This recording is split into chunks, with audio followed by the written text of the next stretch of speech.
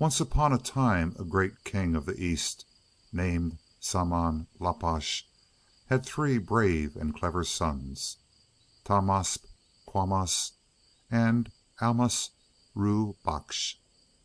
One day when the king was sitting in his hall of audience, his eldest son, Prince Tahmasp, came before him, and after greeting his father with due respect, said, "Oh, my royal father, I am tired of the town. If you will give me leave, I will take my servants tomorrow and go into the country and hunt on the hill skirts, and when I have taken some game I will come back at evening prayer time." His father consented, and sent with him some of his own trusted servants, and also hawks and falcons, hunting dogs, cheetahs, and leopards. At the place where the Prince intended to hunt he saw a most beautiful deer. He ordered that it should not be killed, but trapped or captured with a noose. The deer looked about for a place where he might escape from the ring of the beaters, and spied one unwatched close to the Prince himself. It bounded high and leaped right over his head, and got out of the ring, and tore like the eastern wind into the waste. The Prince put spurs to his horse and pursued it, and was soon lost to the sight of his followers. Until the world-lighting sun stood above his head in the zenith, he did not take his eyes off the deer. Suddenly it disappeared behind some rising ground, and with all his search he could not find any further trace of it. He was now drenched in sweat, and he breathed with pain, and his horse's tongue hung from its mouth with thirst. He dismounted and toiled on, with bridle on arm, praying and casting himself on the mercy of heaven. Then his horse fell, and surrendered its life to God. On and on he went across the sandy waste, weeping and with burning breast, till at length a hill rose into sight. He mustered his strength and climbed to the top. There he found a giant tree whose foot kept firm the wrinkled earth, and whose crest touched the very heaven. Its branches had put forth a glory of leaves, and there were grass in spring underneath it, and flowers of many colors. Gladdened by this sight, he dragged himself to the water's edge, drank his fill, and returned thanks for his deliverance from thirst. He looked about him, and to his amazement saw close by a royal seat.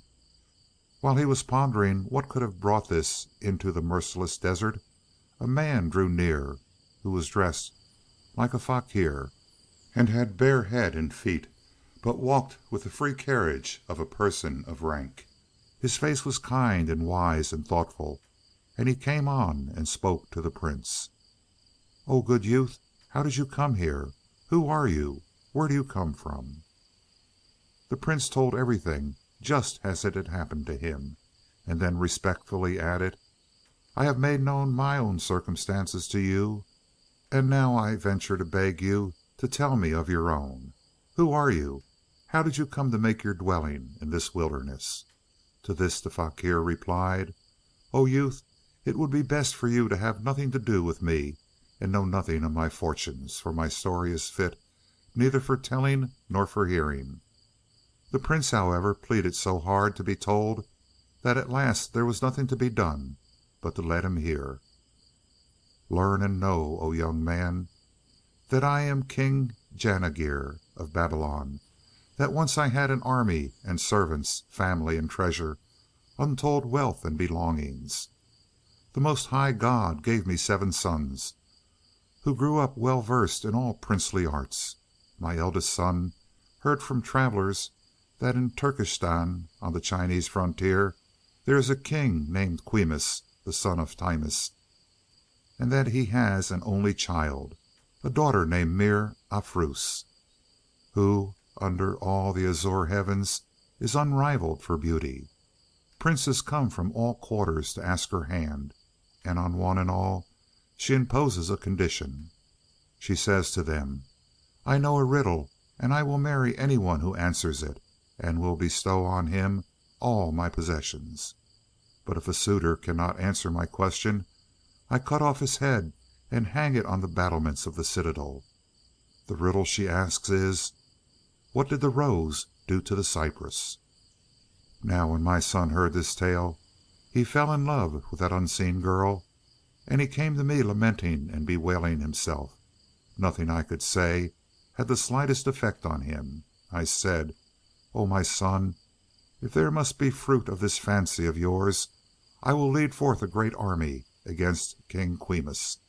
If he will give you his daughter freely, well and good, and if not, I will ravage his kingdom and bring her away by force." This plan did not please him. He said, "It is not right to lay a kingdom to waste and destroy a palace so that I may attain my desire. I will go alone. I will answer the riddle and win her in this way." At last, out of pity for him, I let him go. He reached the city of King Quimus. He was asked the riddle and could not give the true answer, and his head was cut off and hung upon the battlements. Then I mourned him in black raiment for 40 days. After this another and another of my sons were seized by the same desire, and in the end all my 7 sons went, and all were killed. In grief for their death I have abandoned my throne, and I abide here in this desert, withholding my hand from all state business, and wearing myself away in sorrow. Prince Tahmasp listened to this tale, and then the arrow of love for that unseen girl struck his heart also. Just at this moment of his ill fate, his people came up and gathered round him like moths round a light. They brought him a horse, fleet as the breeze of the dawn. He set his willing foot in the stirrup of safety and rode off. As the days went by and the thorn of love rankled in his heart, he became the very example of lovers, and grew faint and feeble. At last his confidants searched his heart and lifted the veil from the face of his love, and then set the matter before his father, King Sama-la-Pash. "Your son, Prince Tahmasp, loves distractedly the Princess Mir Afruz, daughter of King Quimus, son of Timus." Then they told the king all about her and her doings. A mist of sadness clouded the king's mind, and he said to his son, "If this thing is so, I will in the first place send a courier with friendly letters to King Quimus, and will ask the hand of his daughter for you.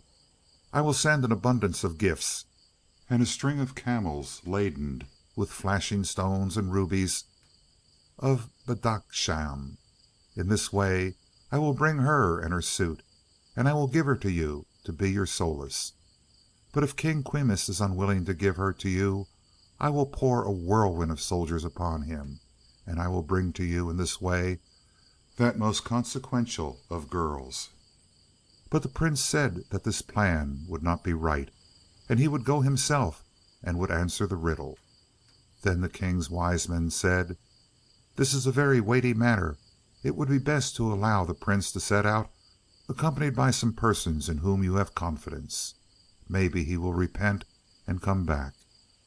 So King Saman ordered all preparations for the journey to be made, and then Prince Tahmasp took his leave and set out, accompanied by some of the courtiers, and taking with him a string of 2 humped and raven-eyed camels laden with jewels and gold and costly stuffs. By stage after stage, after many days' journeying, he arrived at the city of King Quimus. What did he see? A towering citadel whose foot kept firm the wrinkled earth, and whose battlements touched the blue heaven. He saw hanging from its battlements many heads, but it had not the least effect upon him that these were the heads of men of rank. He listened to no advice about laying aside his fancy, but rode up to the gate and on into the heart of the city. The place was so splendid that the eyes of ages had never seen its like, and there, in an open square, he found a tent of crimson satin set up, and beneath it 2 jeweled drums with jeweled sticks. The drums were put there so that the suitors of the princess might announce their arrival by beating on them, after which someone would come and take them to the king's presence. The sight of the drums stirred the fire of Prince Tahmasp's love. He dismounted and moved towards them. But his companions hurried after and begged him first to let them go and announce him to the king, and said that then, when they had put their possessions in a place of security, they would enter into the all important matter of the princess. The prince, however, replied that he was there for one thing only, that his first duty was to beat the drums and announce himself as a suitor, when he would be taken as such to the king, who would then give him proper lodgment. So he struck upon the drums, and at once summoned an officer, who took him to King Quimus. When the king saw how very young the prince looked, and that he was still drinking of the fountain of wonder, he said, "O youth, leave aside this fancy which my daughter has conceived in the pride of her beauty. No one can answer her riddle, and she has done to death many men who had had no pleasure in life, nor tasted its charms. God forbid that your spring also should be ravaged by the autumn winds of martyrdom." All his urgency, however, had no effect in making the prince withdraw. At length it was settled between them that 3 days should be given to pleasant hospitality, and that then should follow what had to be said and done. The prince went to his own quarters and was treated as became his station. King Quimus now sent for his daughter and for her mother, Gulruk, and talked to them. He said to Mebrafruz, "Listen to me, you cruel flirt. Why do you persist in this folly? Now there has come to ask your hand a prince of the East, so handsome that the very sun grows modest before the splendor of his face. He is rich, and he has brought gold and jewels all for you, if you will marry him. A better husband you will not find." But all the arguments of father and mother were wasted, for her only answer was, "O father, I have sworn to myself that I will not marry, even if 1,000 years go by, unless someone answers my riddle, and that I will give myself to that man only who does answer it." The 3 days passed. Then the riddle was asked, "What did the rose do to the cypress?" The prince had an eloquent tongue, which could split a hair, and without hesitation he replied to her with a verse: "Only the omnipotent has knowledge of secrets. If any man says, 'I know,' do not believe him." Then a servant fetched in the polluted, blue-eyed headsman, who asked, "Whose sun of life has come near its setting?" took the prince by the arm, placed him upon the cloth of execution, and then, all merciless and stony-hearted, cut his head from his body and hung it on the battlements. The news of the death of Prince Tahmasp plunged his father into despair and stupefaction. He mourned for him in black raiment for 40 days, and then, a few days later, his second son, Prince Caucus, extracted from him leave to go too, and he also was put to death. One son only now remained, the brave, eloquent, happy-natured Prince Almas Ru Baksh. One day, when his father sat brooding over his lost children, Almas came before him and said, "O father mine, the daughter of King Quimus has done my 2 brothers to death. I wish to avenge them upon her." These words brought his father to tears. "O light of your father," he cried, "I have no one left but you, and now you ask me to let you go to your death." "Dear father," pleaded the prince, "until I have lowered the pride of that beauty, and have set her here before you, I cannot settle down, or indeed sit down, off my feet." In the end he too got leave to go, but he went without a following and alone. Like his brother, he made the long journey to the city of Quimus, the son of Timus, and like them he saw the citadel, but he saw the heads of Tahmasp and Quamus. He went about in the city, saw the tent and the drums, and then went out again to a village not far off. Here he found a very old man, who had a wife 120 years old, or rather more. Their lives were coming to their end, but they had never beheld face of child of their own. They were glad when the prince came to their house, and they dealt with him as with a son. He put all his belongings into their charge, and fastened his horse in their outhouse. Then he asked him not to speak of him to anyone, and to keep his affairs secret. He exchanged his royal dress for another, and next morning, just as the sun looked forth from its eastern oratory, he went again into the city. He turned over in his mind without ceasing how he was to find out the meaning of the riddle, and to give them a right answer, and who could help him, and how to avenge his brothers. He wandered about the city, but heard nothing of service, for there was no one in all the land who understood the riddle of Princess Mir Afruz. One day he thought he would go to her own palace and see if he could learn anything there.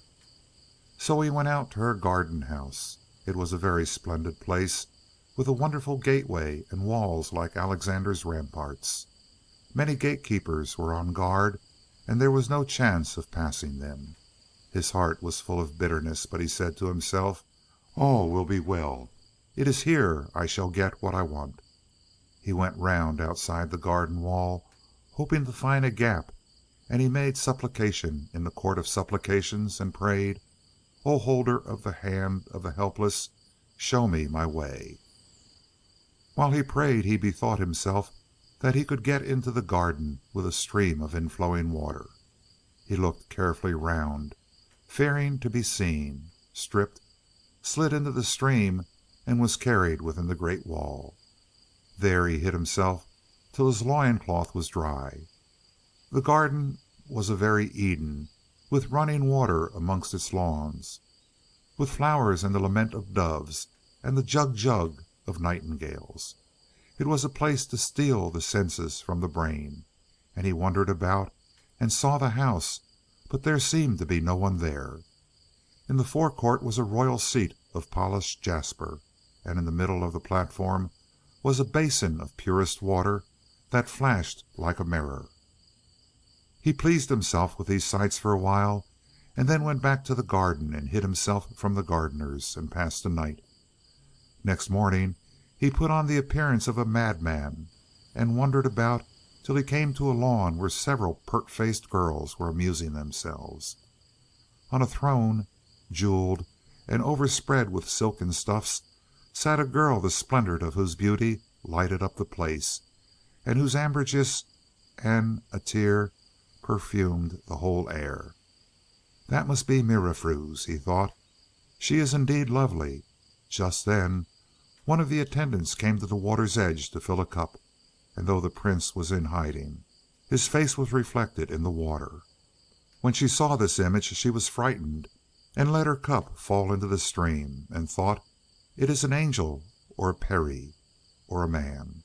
Fear and trembling took hold of her, and she screamed as women scream. Then some of the other girls came and took her to the princess, who asked, "What is the matter, pretty one?" "Oh, princess, I went for water, and I saw an image, and I was afraid." So another girl went to the water and saw the same thing, and came back with the same story. The princess wished to see for herself.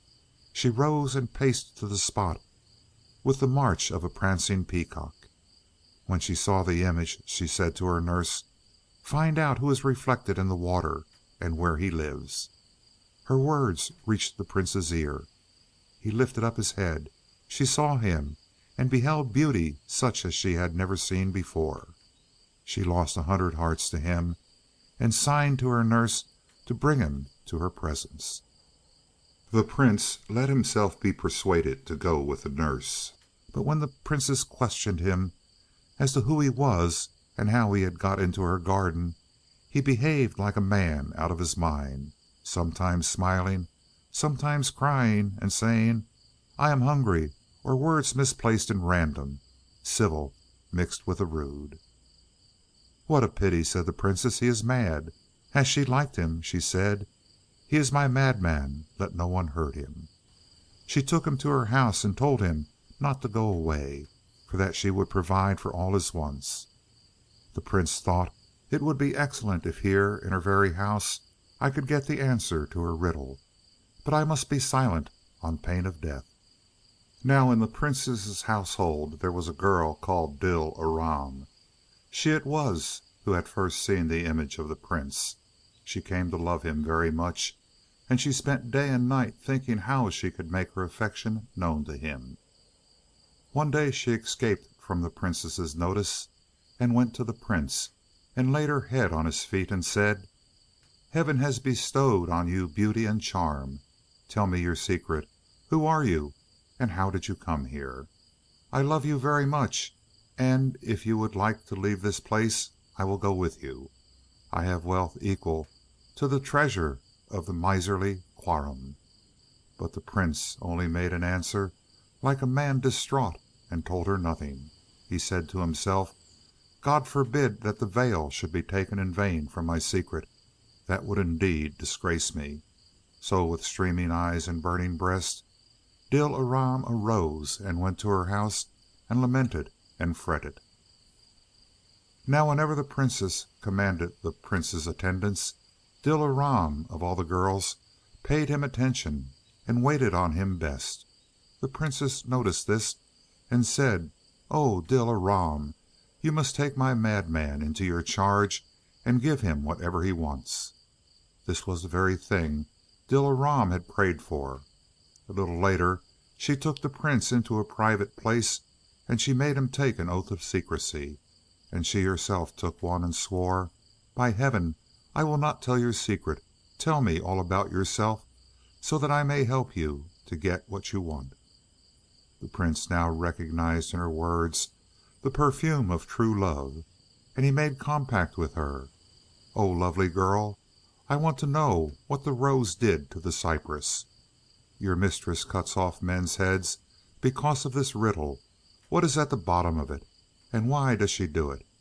Then Dil Aram answered, "If you will promise to marry me and keep me always amongst those you favor, I will tell you all I know, and I will keep watch about the riddle." "O lovely girl," rejoined he, "if I accomplish my purpose so that I need no longer strive for it, I will keep my compact with you. When I have this woman in my power, and have avenged my brothers, I will make you my solace." "O wealth of my life and source of my joy," responded Dil Aram, "I do not know what the rose did to the cypress, but so much I know that the person who told Mir of Roofs about it is a negro whom she hides under her throne. He fled here from Wak of the Caucus. It is there you must make inquiry. There is no other way of getting at the truth." On hearing these words, the prince said to his heart, "O my heart, your task will yet wear away much of your life."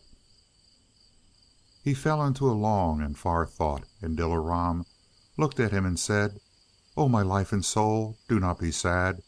If you would like this woman killed, I will put poison in her cup so that she will never lift her head from her drugged sleep again." "O Dil Aram, such a vengeance is not manly. I shall not rest till I have gone to the Wak of the Caucus and have cleared up the matter." Then they repeated the agreement about their marriage, and bade one another good bye.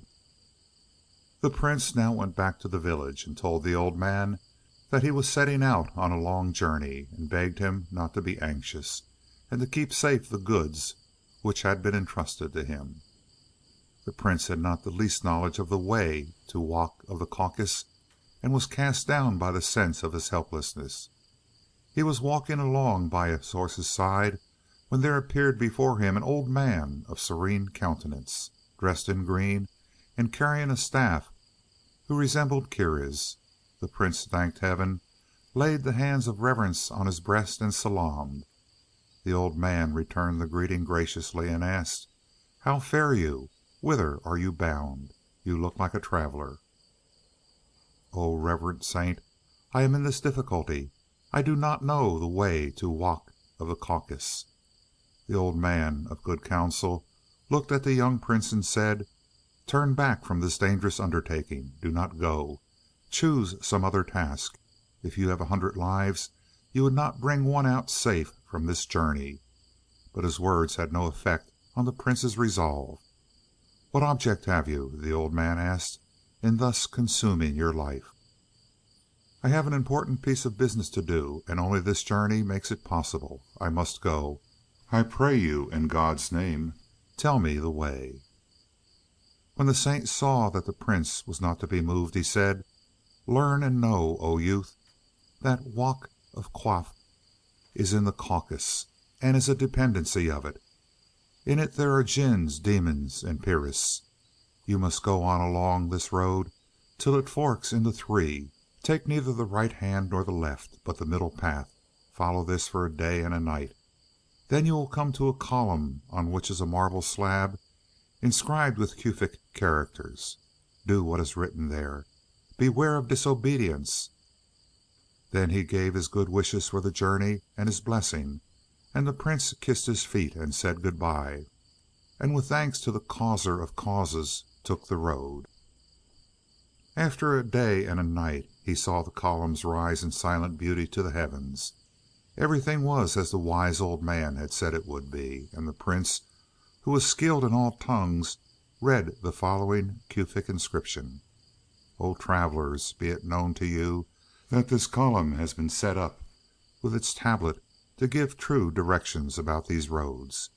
If a man would pass his life in ease and pleasantness, let him take the right-hand path.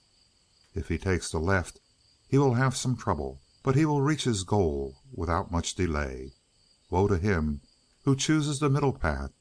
If he had 1,000 lives, he would not save one. It is very hazardous. It leads to the Caucus, and is an endless road. Beware of it." The prince read and bared his head, and lifted his hands in supplication to him who has no needs, and prayed, "O friend of the traveler, I, thy servant, come to thee for succor. My purpose lies in the land of Quaff, and my road is full of peril. Lead me by it." Then he took a handful of earth and cast it on his collar, and said, "O earth, be thou my grave, and O vest, be thou my winding sheet." Then he took the middle road and went along it day after day, with many a silent prayer, till he saw trees rise from the weary waste of sand. They grew in a garden. And he went up to the gate and found it a slab of beautifully worked marble, and that near it there lay sleeping, with his head on a stone, a negro whose face was so black that it made darkness round him. His upper lip, arched like an eyebrow, curved upward to his nostrils, and his lower hung down like a camel's. 4 millstones formed his shield, and on a box tree close by hung his giant sword. His loincloth was fashioned of 12 skins of beasts, and was bound round his waist by a chain of which each link was as big as an elephant's thigh. The prince approached and tied his horse near the negro's head. Then he let fall the Bismillah from his lips, entered the garden, and walked through it till he came to a private part, delighting in the great trees, the lovely verdure, and the flowery borders. In the inner garden there were many deer. These signed to him with eye and foot to go back, for that this was enchanted ground. But he did not understand them, and thought their pretty gestures were a welcome. After a while he reached a palace which had a porch more splendid than Caesar's, and was built of gold and silver bricks. In its midst was a high seat overlaid with fine carpets, and into it opened 8 doors, each having opposite to it a marble basin. Banishing care, Prince Almus walked on through the garden, when suddenly a window opened, and a girl, who was lovely enough to make the moon writhe with jealousy, put out her head. She lost her heart to the good looks of the prince, and sent her nurse to fetch him, so that she might learn where he came from, and how he had got into her private garden, where even lions and wolves did not venture. The nurse went, and was struck with amazement at the sun-like radiance of his face. She salaamed and said, "O youth, welcome! The lady of the garden calls you. Come." He went with her, and into the palace, which was like a house in paradise, and saw seated on the royal carpets of the throne a girl whose brilliance shamed the shining sun. He salaamed. She rose, took him by the hand, and placed him near her. "O young man, who are you? Where do you come from? How did you get into this garden?" He told her his story from beginning to end, and Lady Latifah replied, "This is folly. It will make you a vagabond of the earth, and lead you to destruction. Come, cease such talk. No one can go to the Caucus. Stay with me and be thankful, for here is a throne which you can share with me, and in my society you can enjoy my wealth. I will do whatever you wish. I will bring here King Caucus and his daughter, and you can deal with them as you will." "O Lady Latifa," he said, "I have made a compact with heaven not to sit down off my feet till I have been to Walk of Quaff, and had cleared up this matter, and have taken Mirafruz from her father, as brave men take, and have put her in prison. When I have done all this, I will come back to you in state and with a great following, and I will marry you according to the law." Lady Latifa argued and urged her wishes, but in vain. The prince was not to be moved.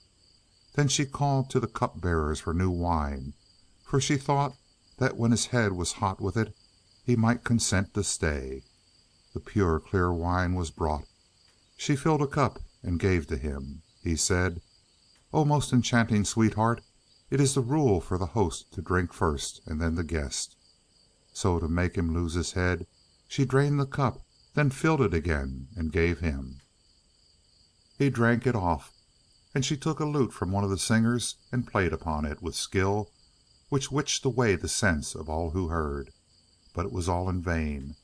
3 days passed in such festivities, and on the fourth the prince said, "O joy of my eyes, I beg now that you will bid me farewell, for my way is long, and the fire of your love darts flames into the harvest of my heart. By heaven's grace I may accomplish my purpose, and if so, I will come back to you." Now she saw that she could not in any way change his resolve. She told her nurse to bring a certain casket which contained, she said, something exhilarating which would help the prince on his journey. The box was brought, and she divided off a portion of what was within and gave it to the prince to eat. Then, while he was all unaware, she put forth her hand to a stick fashioned like a snake. She said some words over it, and struck him so sharply on the shoulder that he cried out. Then he made a pirouette and found that he was a deer. When he knew what had been done to him, he thought, "All the threads of affliction are gathered together. I have lost my last chance." He tried to escape, but the magician sent for her goldsmith, who, coming, overlaid the deer horns with gold and jewels. The kerchief which that day she had had in her hand was then tied round its neck, and this freed it from her attentions. The prince deer now bounded into the garden, and at once sought some way of escape. It found none, and it joined the other deer, which soon made it their leader. Now, although the prince had been transformed into the form of a deer, he kept his man's heart and mind.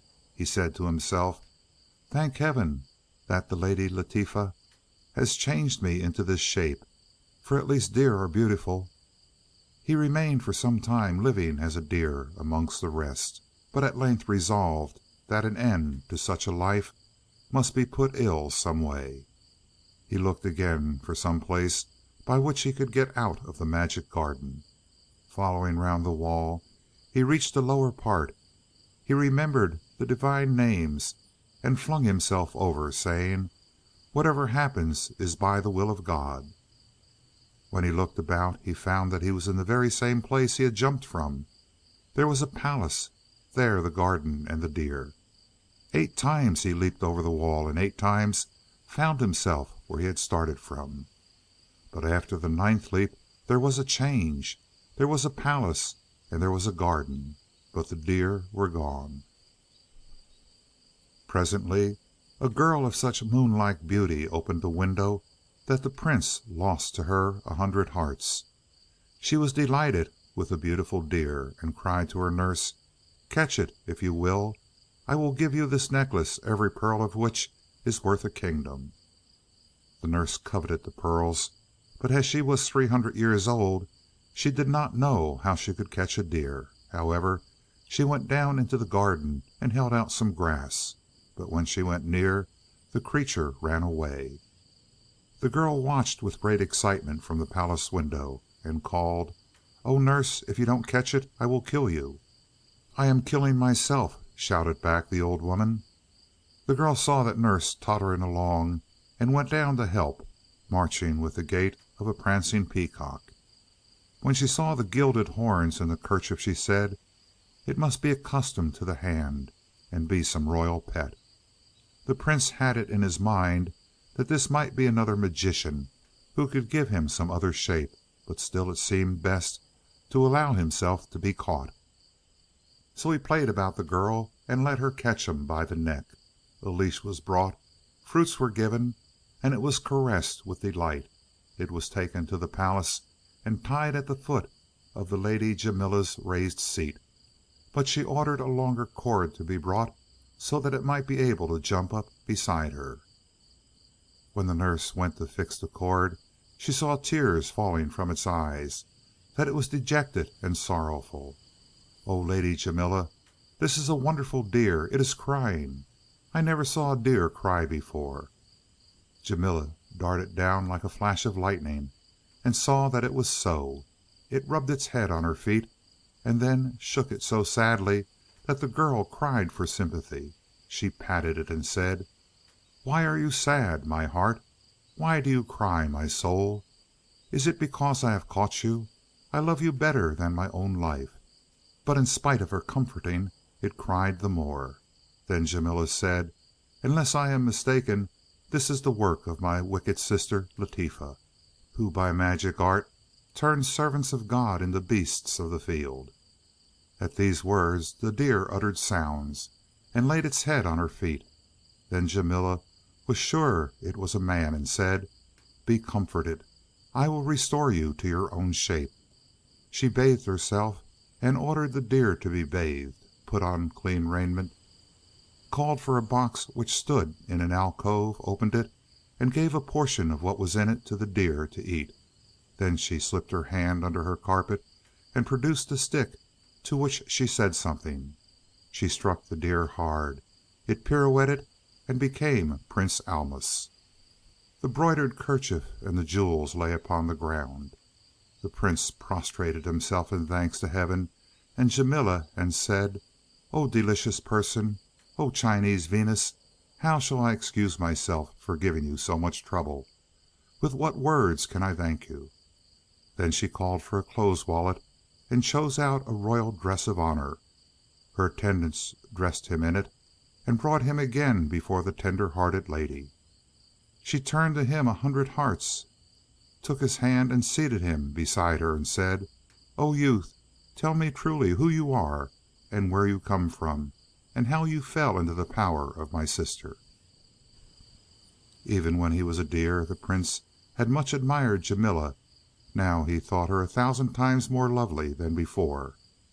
He judged that in truth alone was safety, so he told her his whole story. Then she asked, "O Prince Almasru Bakshis, do you still wish to make this journey to Wak of Quaff?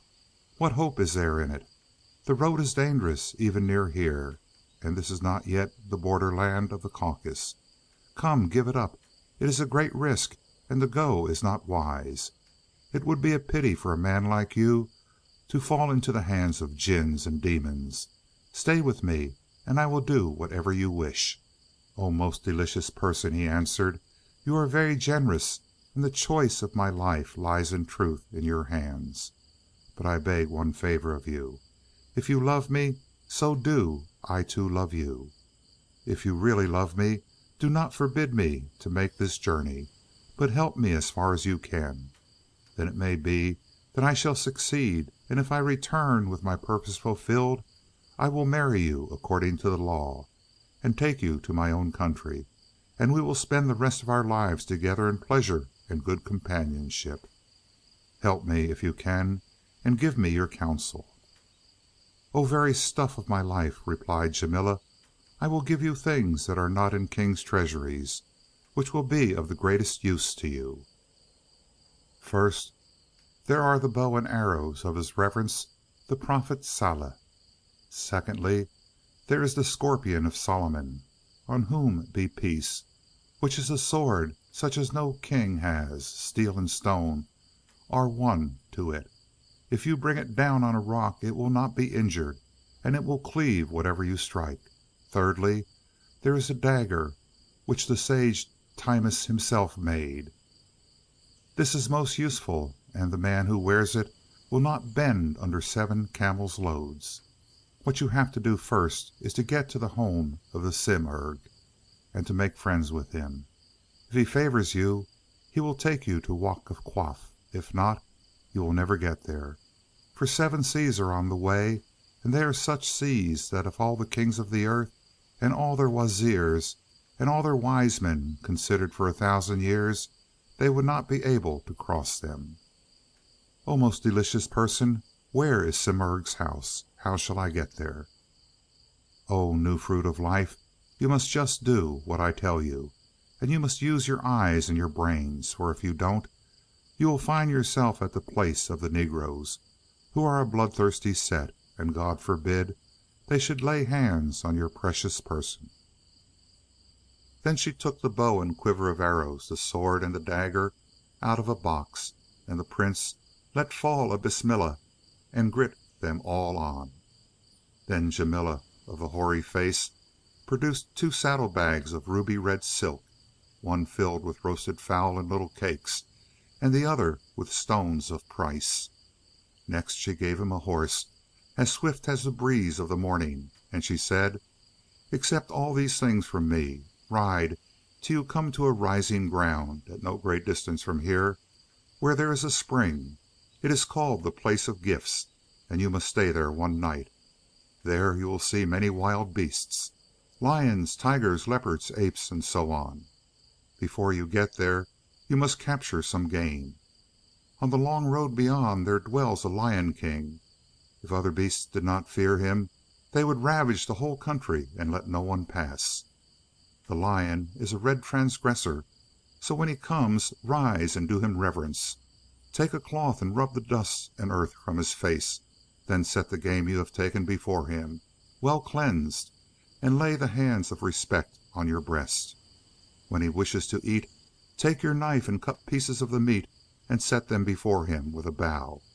In this way you will enfold that lion king in perfect friendship, and he will be most useful to you, and you will be safe from molestation by the Negroes. When you go on from the Palace of Gifts, be sure you do not take the right-hand road. Take the left, for the other leads by the Negro Castle, which is known as the Place of Clashing Swords, and where there are 40 Negro captains, each over 3,000 or 4,000 more. Their chief is Tamertak. Further on than this is the home of the Simurg. Having stored these things in the Prince's memory, she said, "You will see everything happens just as I have said." Then she escorted him a little way. They parted, and she went home to mourn his absence. Prince Almus, relying on the causer of causes, rode on to the Place of Gifts and dismounted at the platform. Everything happened just as Jamila had foretold. When 1 or 2 watches of the night had passed, he saw that the open ground around him was full of such stately and splendid animals as he had never seen before. By and by they made way for a wonderfully big lion, which was 80 yards from nose to tail tip, and was a magnificent creature. The Prince advanced and saluted it. It proudly drooped its head and forelocks and paced to the platform. 70 or 80 others were with it, and now encircled it at a little distance. It laid its right paw over its left, and the Prince took the kerchief Jamila had given him for the purpose, and rubbed the dust and earth from its face, then brought forward the game he had prepared, and crossing his hands respectfully on his breast, stood waiting before it. When it wished for food, he cut off pieces of the meat and put them in its mouth. The serving lions also came near, and the Prince would have stayed his hand, but the king lion signed to him to feed them too. This he did, laying the meat on the platform. Then the king lion beckoned the Prince to come near, and said, "Sleep at ease, my guards will watch." So, surrounded by the lion guard, he slept till dawn, when the king lion said good-bye, and gave him a few of his own hairs, and said, "When you are in any difficulty, Burn one of these, and I will be there." Then it went off into the jungle. Prince Almas immediately started. He rode till he came to the parting of the ways. He remembered quite well that the right-hand way was short and dangerous, but he bethought himself, too, that whatever was written on his forehead would happen, and took the forbidden road. By and by he saw a castle, and knew from what Jamila had told him that it was the place of clashing swords. He would have liked to go back by the way he had come, but courage forbade, and he said, "What has been preordained from eternity will happen to me," and went on towards the castle. He was thinking of tying his horse to a tree which grew near the gate when a negro came out and spied him. "Ha," said the wretch to himself, "this is good. Taramtak has not eaten man meat for a long time, and is craving for some. I will take this creature to him." He took hold of the prince's reins and said, "Dismount, man child, come to my master. He has wanted to eat man meat for this long time back." "What nonsense are you saying?" said the prince, and other such words. When the negro understood that he was being abused, he cried, "Come along, I will put you in such a state that the birds of the air will weep for you." Then the prince drew the scorpion of Solomon and struck him on the leathern belt, and shore him through, so that the sword came out on the other side. He stood upright for a while, muttered some words, put his hands out to seize the prince, then fell in two and surrendered his life. There was water close at hand, and the prince made his ablution, and then said, "Oh, my heart, a wonderful task lies upon you." A second negro came out of the fort, and seeing what had been done, went back and told his chief. Others wished to be doubled, and went out, and every one the scorpion of Solomon made two. Then Taramtak sent for a giant negro named Chilmack, who in the day of battle was worth 300, and said to him, "I shall thank you to fetch me that man." Chilmack went out, tall as a tower, and bearing a shield of 8 millstones, and as he walked he shouted, "Ho, blunderhead! By what right do you come to our country and kill our people? Come, make two of me." As the prince was despicable in his eyes, he tossed aside his club and rushed to grip him with his hands. He caught him by the collar and tucked him under his arm and set off with him to Taramtak. But the prince drew the dagger of Timus and thrust it upward through the giant's armpit for its full length. This made Chilmack drop him and try to pick up his club, but when he stooped, the mighty sword shore him through at the waist. When news of his champion's death reached Taramtak, he put himself at the head of an army of his negroes and led them forth. Many fell before the magic sword, and the prince labored on in spite of weakness and fatigue till he was almost worn out. In a moment of respite from attack, he struck his fire steel and burned a hair of the king lion, and he had just succeeded in this when the negroes charged again, and all but took him prisoner. Suddenly, from behind the distant veil of the desert, appeared an army of lions led by their king. "What brings these scourges of heaven here?" cried the negroes. They came roaring up and put fresh life into the prince. He fought on, and when he struck on the belt, the wearer fell in two, and when on the head, he cleft to the waist. Then the 10,000 mighty lions joined the fray and tore in pieces man and horse. Taramtak was left alone. He would have retired into his fort, but the prince shouted, "Whither away, accursed one? Are you fleeing before me?" At these defiant words the chief shouted back, "Welcome, man, come here, and I will soften you to wax beneath my club." Then he hurled his club at the prince's head, but it fell harmless because the prince had quickly spurred his horse forward. The chief, believing he had hit him, was looking down for him, when all at once he came up behind and cleft him to the waist and sent him straight to hell. The Lion King greatly praised the dashing courage of Prince Almas. They went together into the castle of clashing swords and found it adorned and fitted in princely fashion. In it was a daughter of Taramtak, still a child. She sent a message to Prince Almas, saying, "O King of the world, choose this slave to be your handmaid. Keep her with you where you go, there she will go. He sent for her, and she kissed his feet and received the Mussulman faith at his hands.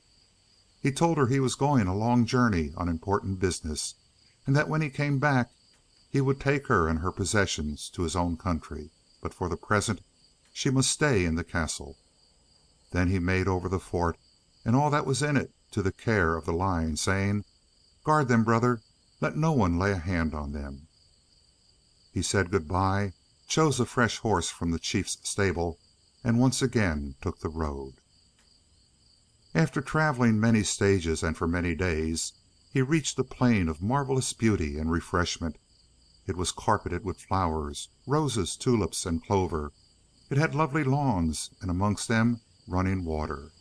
This choicest place on earth filled him with wonder. There was a tree such as he had never seen before. Its branches were alike, but it bore flowers and fruit of 1,000 kinds. Near it a reservoir had been fashioned out of 4 sorts of stone: touchstone, pure stone, marble, and lodestone. In and out of it flowed water like a tear. The prince felt sure that this must be the place of the Simurg. He dismounted, turned his horse loose to graze, ate some food Jamila had given him, drank of the stream, and lay down to sleep.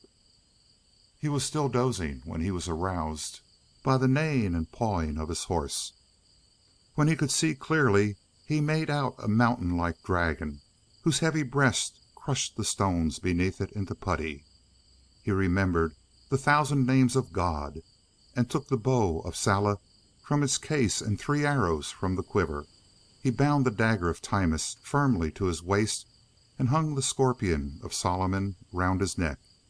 Then he set an arrow on the string, and released it with such force that it went in at the monster's eye, right up to the notch.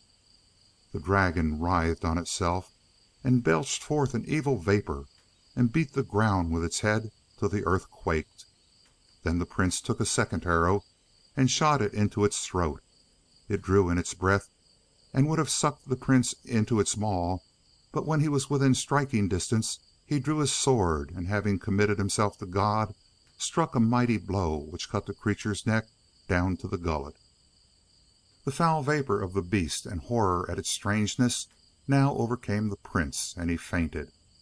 When he came to himself, he found that he was drenched in the gore of the dead monster. He rose and thanked God for his deliverance. The nest of the Simurg was in the wonderful tree above him, and in it were young birds. The parents were away searching for food. They always told the children before they left them not to put their heads out of the nest, but today, at the noise of the fight below, they looked down, so they saw the whole affair. By the time the dragon had been killed, they were very hungry, and set up a clamor for food. The prince therefore cut up the dragon, and fed them with it bit by bit, till they had eaten the whole. He then washed himself and lay down to rest, and he was still asleep when the Simurg came home. As a rule, the young birds raised a clamor of welcome when their parents came near, but on this day they were so full of dragon meat that they had no choice. They had to go to sleep. As they flew nearer, the old birds saw the prince lying under the tree, and no signs of life in the nest. They thought that misfortune which for so many earlier years had befallen them had again happened, and that their nestlings had disappeared. They had never been able to find out the murderer, and now suspected the prince. "He has eaten our children and sleeps after it. He must die," said the father bird, and flew back to the hills and clawed up a huge stone which he meant to let fall on the prince's head. But his mates said, "Let us look into the nest first, for to kill an innocent person would condemn us at the day of resurrection." They flew nearer, and presently the young birds woke and cried, "Mother, what have you brought for us?" And they told the whole story of the fight, and how they were alive only by the favor of the young man under the tree, and of his cutting up the dragon, and of their eating it. The mother bird then remarked, "Truly, father, you are about to do a strange thing, and a terrible sin has been averted from you." Then the Simurg flew off to a distance with a great stone and dropped it. It sank down to the very middle of the earth. Coming back, The Simurg saw that a little sunshine fell upon the prince through the leaves, and it spread its wings and shaded him till he woke. When he got up he salaamed to it, who returned his greetings with joy and gratitude, and caressed him, and said, "O youth, tell me true, who are you, and where are you going? And how did you cross that pitiless desert where never yet foot of man has trod?" The prince told his story from beginning to end, and finished by saying, "Now it is my heart's wish that you should help me to get to the walk of the Caucus. Perhaps by your favor I shall accomplish my task and avenge my brother." In reply the Simurg first blessed the deliverer of his children, and then went on. "What you have done no child of man has ever done before. You assuredly have a claim on all my help, for every year up till now the dragon has come here and has destroyed my nestlings, and I have never been able to find who was the murderer and to avenge myself. By God's grace you have removed my children's powerful foe. I regard you as a child of my own. Stay with me. I will give you everything you desire, and I will establish a city here for you, and will furnish it with every requisite. I will give you the land of the Caucus, and will make its princes subject to you. Give up the journey to Wak. It is full of risks, and the jinns there will certainly kill you." But nothing could move the prince, and seeing this, the bird went on. "Well, so be it. When you wish to set forth, you must go into the plain and take 7 head of deer, and must make watertight bags of their hides, and keep their flesh in 7 portions. 7 seas lie on our way. I will carry you over them, but if I have not food and drink, we shall fall into the sea and be drowned. When I ask for it, you must put food and water into my mouth. So shall we make the journey safely." The prince did all as he was told. Then they took flight. They crossed the 7 seas, and at each one the prince fed the Simurg. When they alighted on the shore of the last sea, it said, "O my son, there lies your road. Follow it to the city. Take thee 3 feathers of mine, and if you are in difficulty, burn one, and I will be with you in the twinkling of an eye." The prince walked on in solitude till he reached the city. He went in and wandered about through all quarters, and through bazaars and lanes and squares, in the least knowing from whom he could ask information about the riddle of Mir Afruz. He spent 7 days thinking it over in silence. From the first day of his coming he had made friends with a young cloth merchant, and a great liking had sprung up between them. One day he said abruptly to his companion, "Oh, dear friend, I wish you would tell me what the rose did to the cypress, and what the sense of the riddle is." The merchant started and exclaimed, "If there were not brotherly affection between us, I would cut off your head for asking me this." "If you meant to kill me," retorted the prince, "you would still have first to tell me what I want to know." When the merchant saw that the prince was in deadly earnest, he said, "If you wish to hear the truth of the matter, you must wait upon our king. There is no other way. No one else will tell you. I have a well-wisher at the court named Farrukh Fal, and will introduce you to him." "That would be excellent," cried the prince.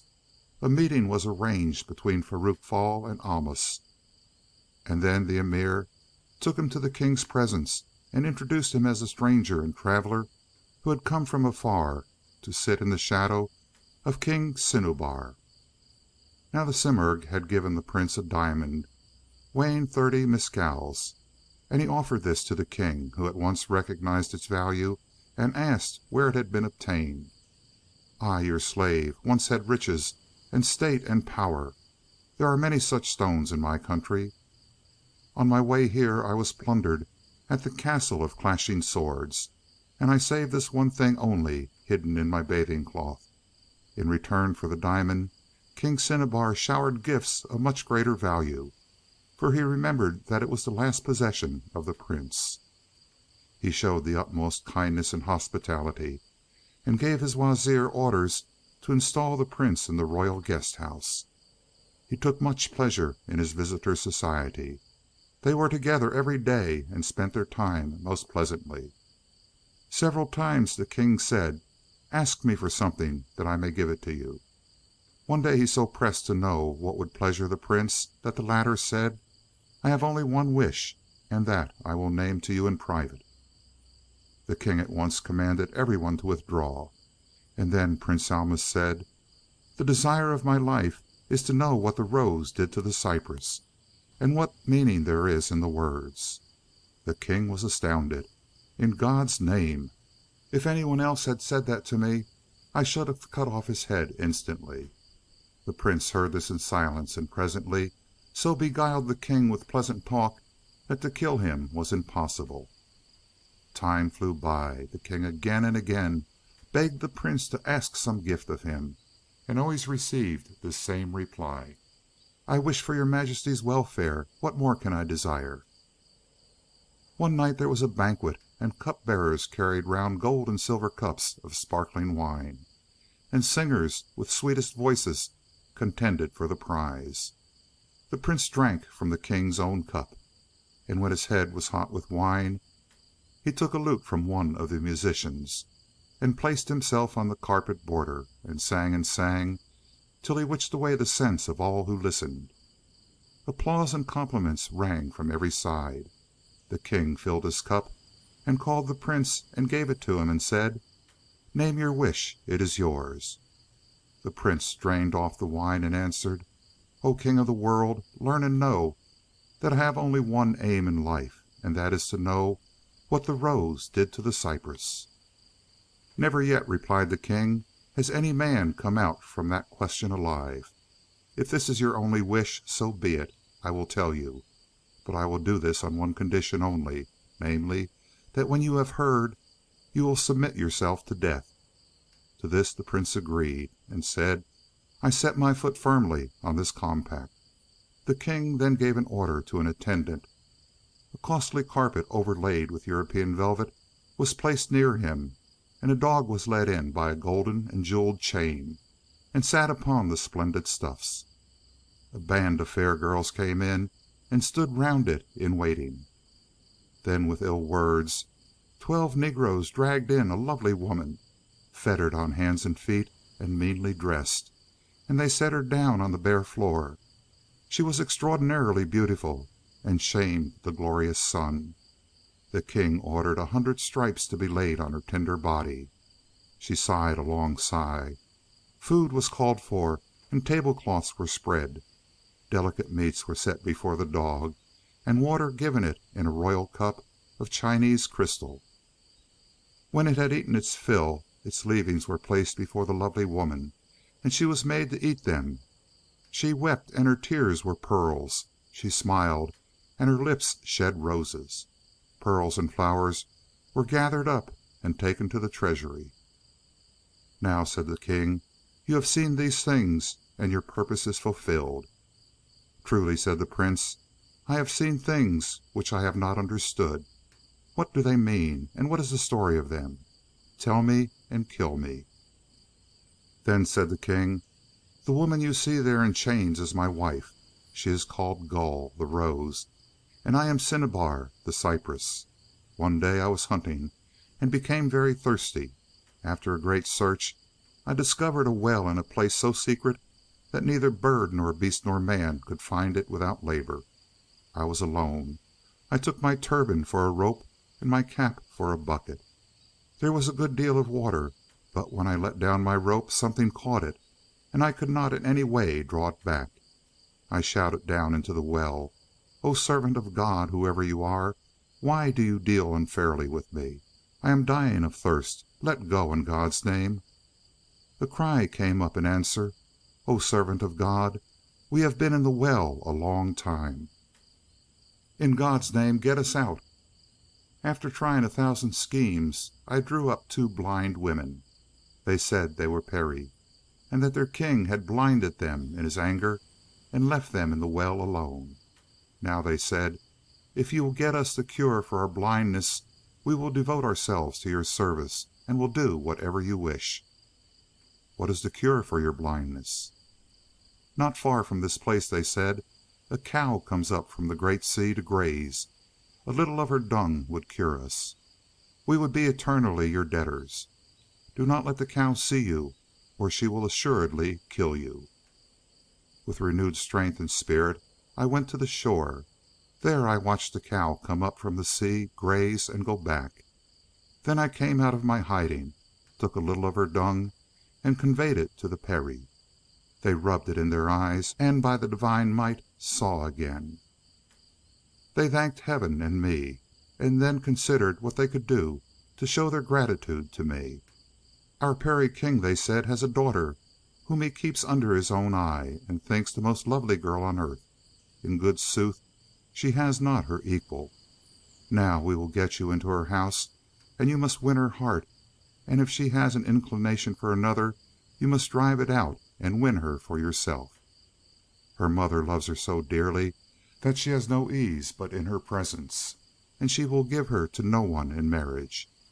Teach her to love you so that she cannot exist without you. But if the matter becomes known to her mother, she will have you burned in a fire. Then you must beg, as a last favor, that your body may be anointed with oil, so that you may burn more quickly and be spared torture. If the Peri king allows this favor, we too will manage to be your anointers, and we will put an oil on you such that if you were 1,000 years in the fire, not a trace of burning would remain." In the end the two Peris took me to the girl's house. I saw her sleeping daintily. She was most lovely, and I was so amazed at the perfection of her beauty that I stood with senses lost, and did not know if she were real or a dream. When at last I saw that she was a real girl, I returned thanks that I, the runner, had come to my goal, and that I, the seeker, had found my treasure. When the Peri opened her eyes, she asked in a fright, "Who are you? Have you come to steal? How did you get here? Be quick! Save yourself from this whirlpool of destruction, for the demons and Peris who guard me will wake and seize you." But love's arrow had struck me deep, and the girl, too, looked kindly on me. I could not go away. For some months I remained hidden in her house. We did not dare to let her mother know of our love. Sometimes the girl was very sad, and fearful lest her mother should come to know.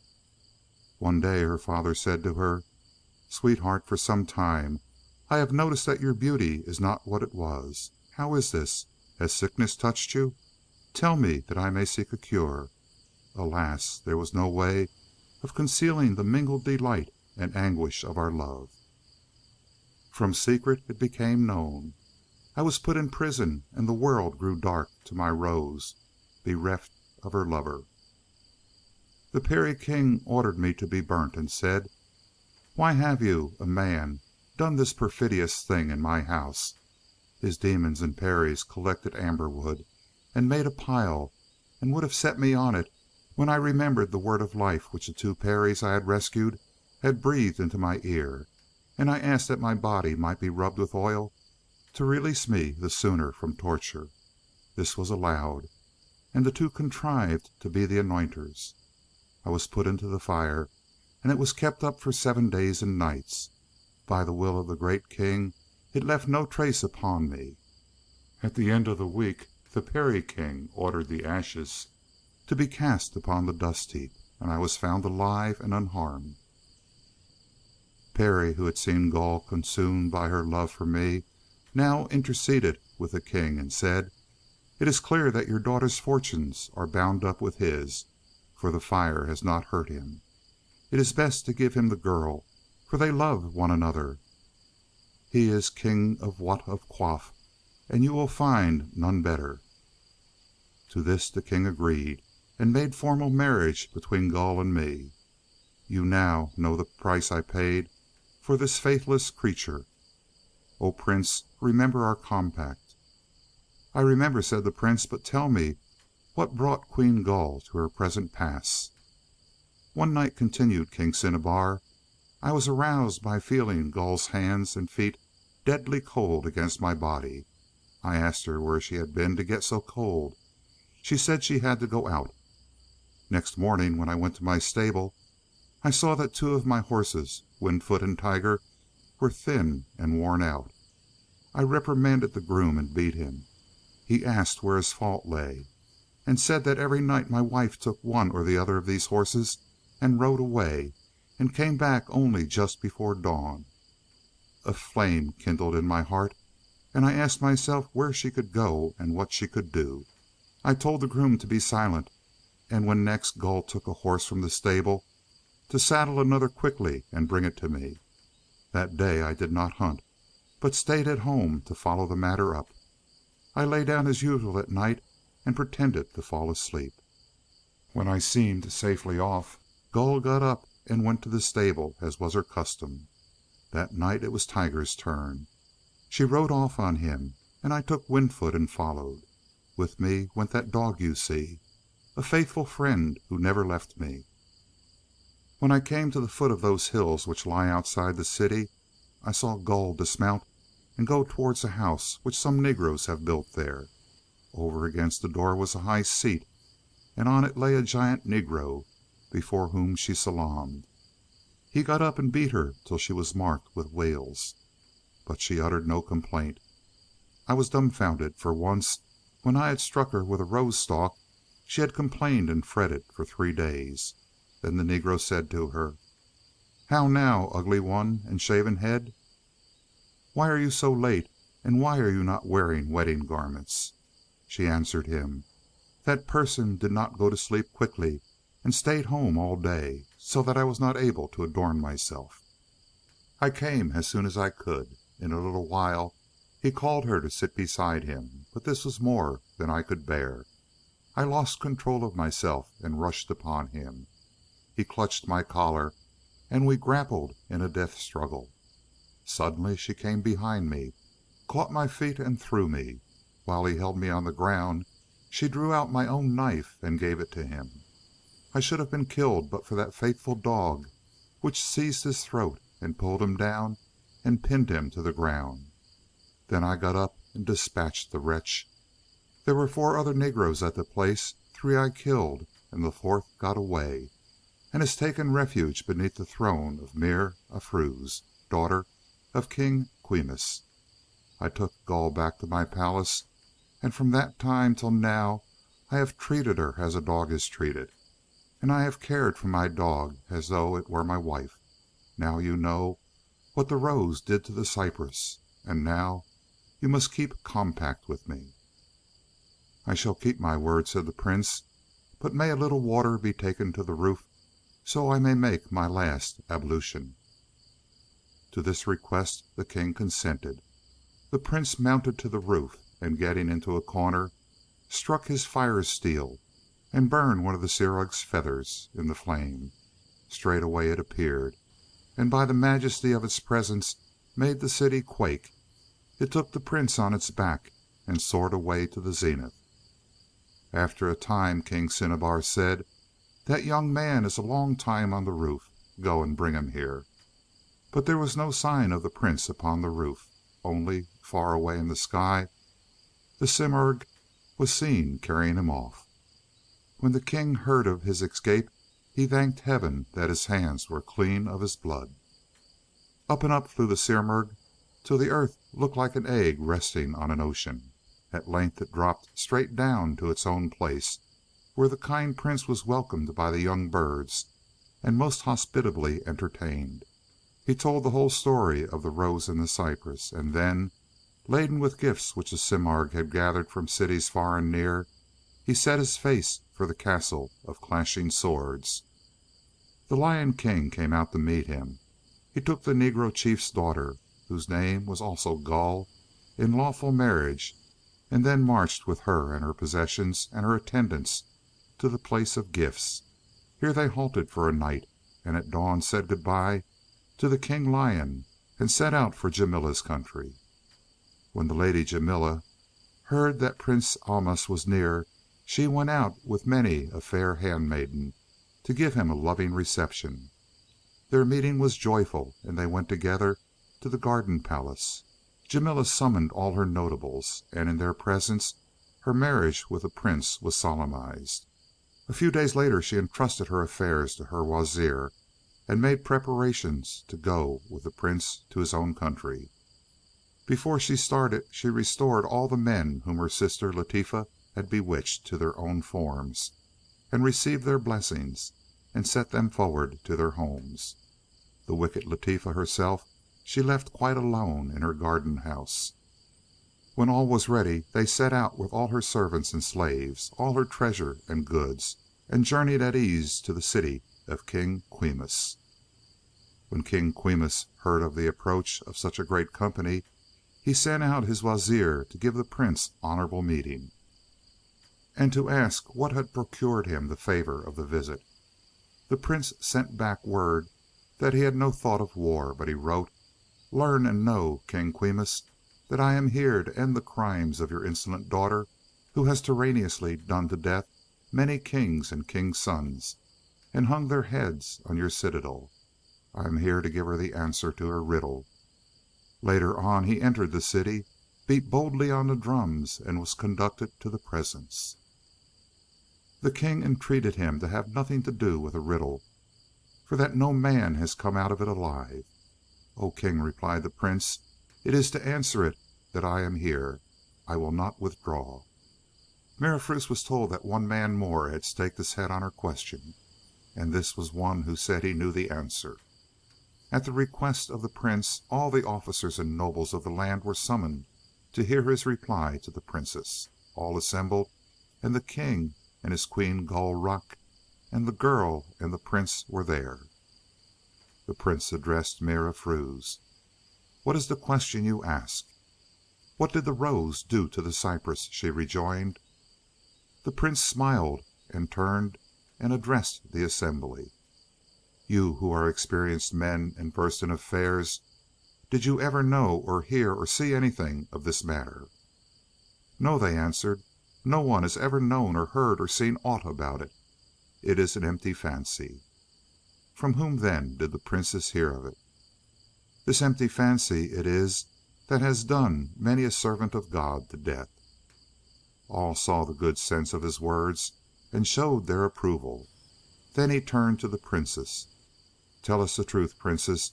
Who told you of this thing? I know it hair by hair and in and out, but if I tell you what I know, who is there that can say I speak the truth? You must produce the person who can confirm my words." Her heart sank, for she feared that her long kept secret was now to be noised abroad, but she said merely, "Explain yourself." "I shall explain myself fully when you bring here the negro whom you hide beneath your throne." Here the king shouted in wonderment. "Explain yourself, young man. What negro does my daughter hide beneath her throne?" "That," said the prince, "you will see if you order to be brought here the negro who will be found beneath the throne of the princess." Messengers were forthwith dispatched to the garden house, and after a while they returned, bringing a negro whom they had discovered in a secret chamber underneath the throne of Mirafrus, dressed in a dress of honor, and surrounded with luxury. The king was overwhelmed with astonishment, but the girl had taken heart again. She had had time to think that perhaps the prince had heard of the presence of the negro and knew no more. So she said haughtily, "Prince, you have not answered my riddle." "Oh, most amazingly impudent person," cried he, "do you not yet repent?" Then he turned to the people and told them the whole story of the rose and the cypress, of King Cinnabar and Queen Gull. When he came to the killing of the negroes, he said to the one who stood before them, "You too were present." "That is so. All happened as you have told it." There was great rejoicing in the court and all through the country over the solving of the riddle, and because now no more kings and princes would be killed. King Quimus made over his daughter to Prince Almus, but the latter refused to marry her, and took her as his captive. He then asked that the heads should be removed from the battlements and given decent burial. This was done. He received from the king everything that belonged to Mirafrus, her treasures of gold and silver, her costly stuffs and carpets, her household plenishings, her horses and camels, her servants and slaves.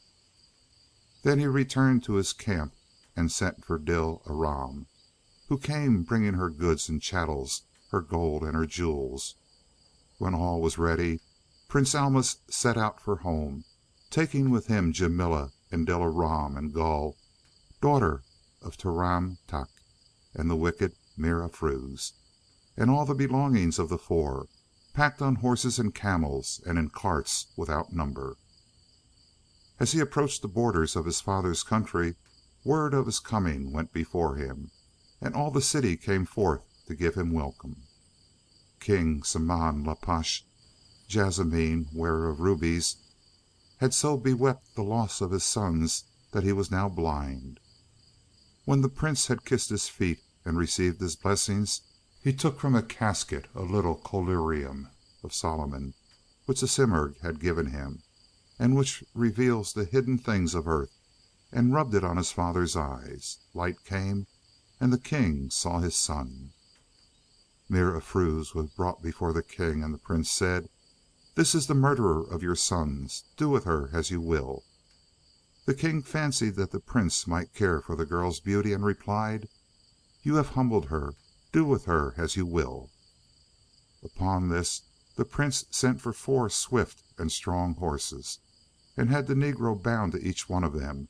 Then each was driven to one of the 4 quarters, and he was tore in pieces like muslin. This frightened Mira Fruz horribly, for she thought the same thing might be done to her. She cried out to the prince, "O Prince Almus, what is hardest to get is most valued. Up till now I have been subject to no man, and no man has had my love. The many kings and kings' sons who have died at my hands have died because it was their fate to die like this. In this matter I have not sinned. That was their fate from eternity, and from the beginning it was predestined that my fate should be bound up with yours." The prince gave ear to the argument from preordainment, and as she was a very lovely maiden, he took her too in lawful marriage. She and Jamila set up house together, and Dilaram and Gull set up theirs, and the prince passed the rest of his life with the 4 in perfect happiness and in pleasant and sociable entertainment. Now has been told what the rose did to the cypress. Finished, finished, finished.